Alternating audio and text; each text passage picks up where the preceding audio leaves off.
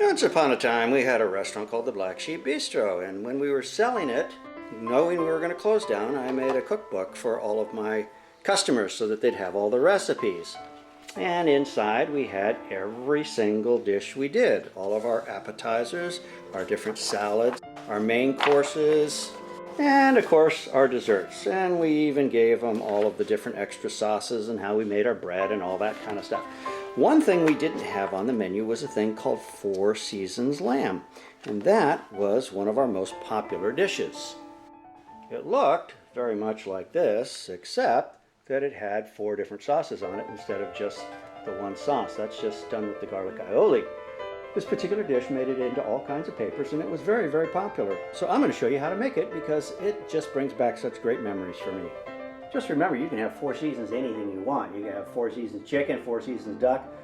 You can even have 4 seasons zucchini if that's what you're in the mood for. Surf and turf twist to it. The fun thing is that you've got 4 different sauces that represent all 4 seasons. The garlic aioli for spring, the la ruya for summer, the tomato and olive provençal for fall, and the tarragon aioli for winter. For 4 seasons lamb, we're going to get our favorite rack of lamb, whatever that happens to be for you. Use scissors, not your knife, to open up the package. Always smell it to make sure it's good.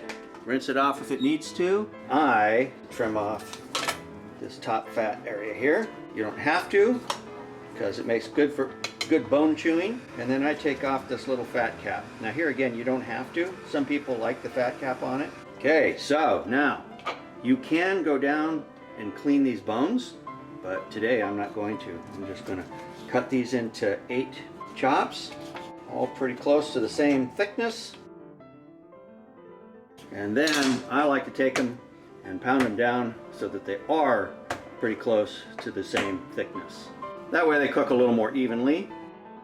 Season with chef salt, recipes on YouTube, and we use our own herbs de Provence that we make ourselves.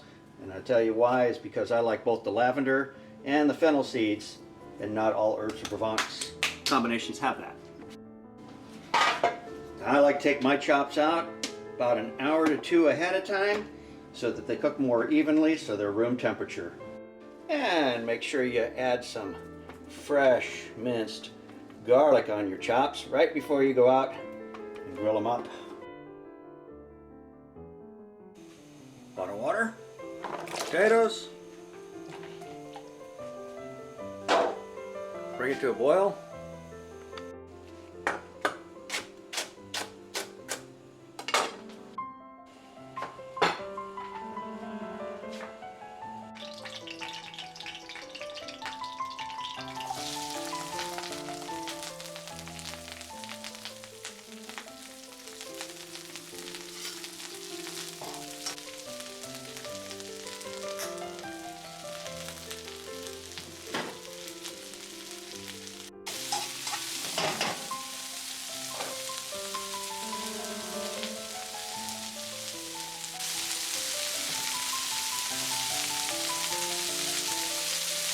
Potato water.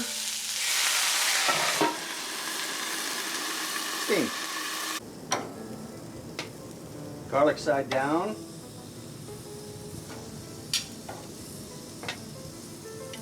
Okay. Sauce your plate. Spring. Summer. Fall. And winter. Look at chops. And you only want to cook them a few seconds on this side. You don't want to cook them very much.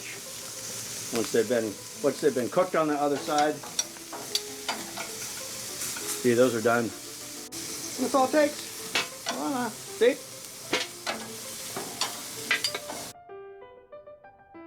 Test your potatoes to make sure they're done. They're done. Strain your potatoes. Garlic. Butter, salt, pepper, potatoes,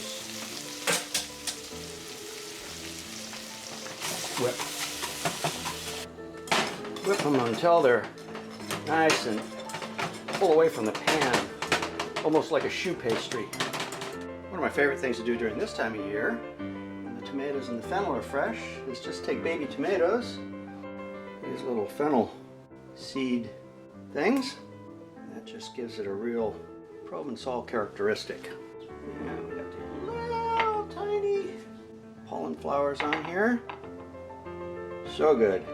Put our potatoes right dead in the center. And usually I use a pastry bag for this kind of stuff. I don't need to today though. Then make a nice little hole here. And then our 4 chops go around. And make sure you have a pretty piece of rosemary go in the center. And that, my friends, is your 4 Seasons lamb. You can do 4 Seasons zucchini, you can do 4 Seasons chicken, you can do 4 Seasons duck breast, you can do anything your heart desires. There you go. And does that make a pretty little Provençal lunch